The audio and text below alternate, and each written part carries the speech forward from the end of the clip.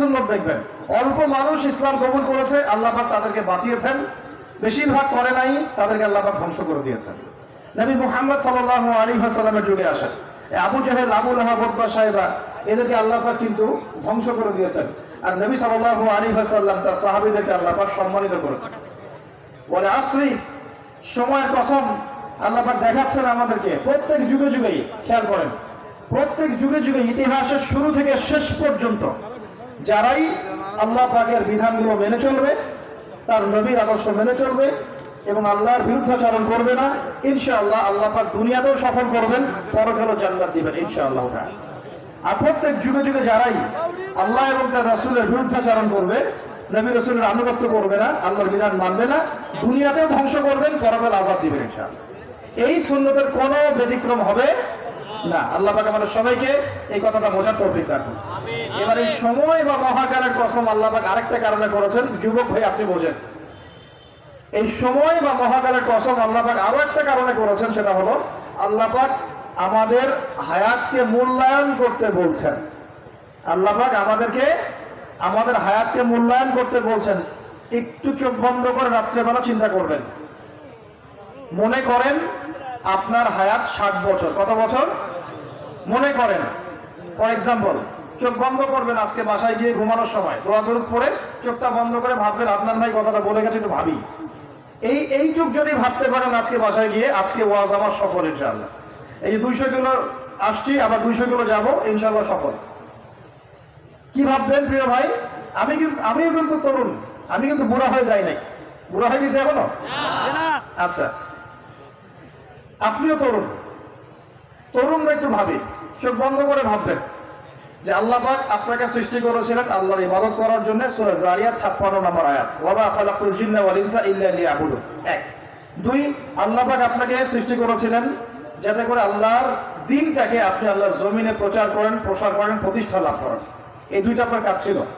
এখন আপনার বয়স হয়ে গেছে 30 বা 25, ধরে নেন যে আপনার হায়াত 60 বছর, তার মানে আপনার জীবনে বাকি আছে এখন 30 বছর। এই যে 30 বছর আপনি নষ্ট করেছেন বা চলে গেছে, চোখ বন্ধ করে চিন্তা করবেন এই 30 বছরে কত ওয়াক্ত নামাজ পড়েছেন, কতদিন রোজা রেখেছেন, এই 30 বছরে 30টা আয়াত আপনি পড়েছেন কিনা, এই 30 বছরে 30টা সূরা আপনি শিখেছেন কিনা, 30 বছরে আপনি 30টা ইসলামিক বই পড়েছেন কিনা, আপনি নবীর 30টা হাদিস পড়েছেন কিনা, 30 দিন জামাতের সাথে নামাজ পড়েছেন কিনা, 30 দিন দিনের দাওয়াত দিয়েছেন কিনা, 30টা দিন দান সৎকার করেছেন কিনা। আমি খুব বেসিক কথা বলছি, আমি বলিনি আপনি 30 দিন 30টা যুদ্ধ করেছেন কিনা, এই কথা বলিনি। আমি আপনি বেসিক কথা বলছি, একদম বেসিক প্রাইমারি কথা। আপনি 30 দিন নামাজ পড়েছেন কিনা, 30টা রোজা ঠিক মতো রাখছেন কিনা, আপনি কি 30 বার মেয়েকে দেখে চোখ নামাতে পেরেছেন কিনা, আপনি কি 30টা সূরা শিখেছেন কিনা,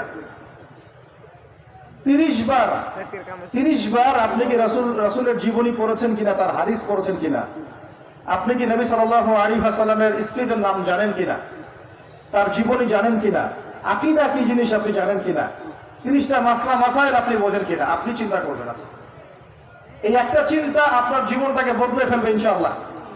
এই একটা চিন্তাই যথেষ্ট আপনার জীবনকে বদলে ফেলার জন্য। এই চিন্তাটা আরেকভাবে করবেন, এটা ভাবার পরে আপনি চোখটা খুলবেন, চোখটা খুলে সাদা কাগজ নিয়ে বসবেন, উঠে বসবেন, বসে আপনি লিখবেন। এই যুবক ভাই শোনেন, বসে আপনি লিখবেন। কি লিখবেন? আপনি লিখবেন এই 30 বছরে আপনি কতগুলো গুনাহ করেছেন, আপনার মনে পড়ে কি কি।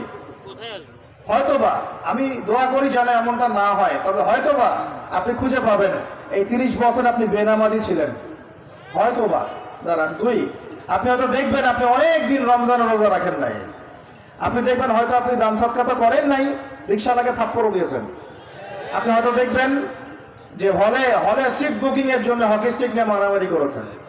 আপনি হয়তো দেখবেন যে 30 বছরে 30টা মেয়ের সাথে সম্পর্ক করা শেষ।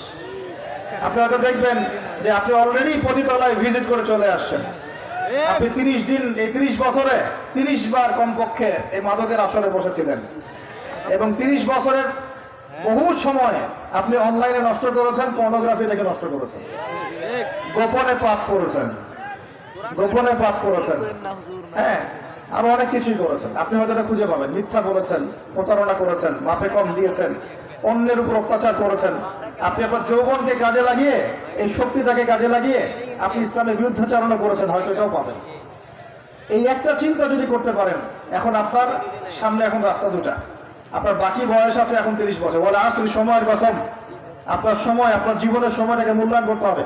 সময়ের কসম, হয় যদি আমার 30 বছর বাকি থাকে, এখন এই বাকি যা আছে কিনা আমিও জানি না, কেউ জানে? অনিশ্চিত পরীক্ষার হল, কেউ জানে না খাতা কখন কেড়ে নেওয়া হবে। আর এটা কারাগারের জীবন, মানে কারাগারে বসে কেউ নিজের মন গড়া পদ্ধতিতে চলতে পারে না, যেরকম রুটিন সেরকম চলতে হয়। কারাগারের জীবনে বসেই আপনি সুদ খাচ্ছেন, কারাগারে বসেই ঘুষ খাচ্ছেন, কারাগারে বসেই জেনা করছেন, কারাগারে বসেই বেনামাজি থাকছেন, কারাগারে বসেই হোয়াটসঅ্যাপে মেসেঞ্জারে মেয়েদের সাথে প্রেম করছেন, কারাগারে বসে। কারাগারের জীবন, কারাগারের জীবন যদি বাকি থাকে আর 20-30 বছর, আপনার সামনে এখন রাস্তা তিনটা। এক, আপনি কি গতানুগতিক যেভাবে চলেছেন সেভাবেই শেষ করবেন জীবনটা? যদি শেষ করে দেন, তাহলে পৃথিবীর ইতিহাস থেকে আপনার নাম একদিন মুছে যাবে, আপনি একাই কবরে শুয়ে থাকবেন, আপনার আত্মা ইল্লিনে না গিয়ে সিজ্জিনে চলে যাবে, পৃথিবীর কোনো মানুষ আপনাকে মনে রাখবে না, আপনি একা একাই আযাব ভোগ করতে থাকবেন, কেউ আপনাকে বাঁচাতে আসবে না। এবং এই আযাব একবার শুরু হলে কোনোদিনও শেষ হবে না, কোনোদিনও না, কবরেও, হাসরেও, বারজাখেও এবং আপনার জাহান্নামেও।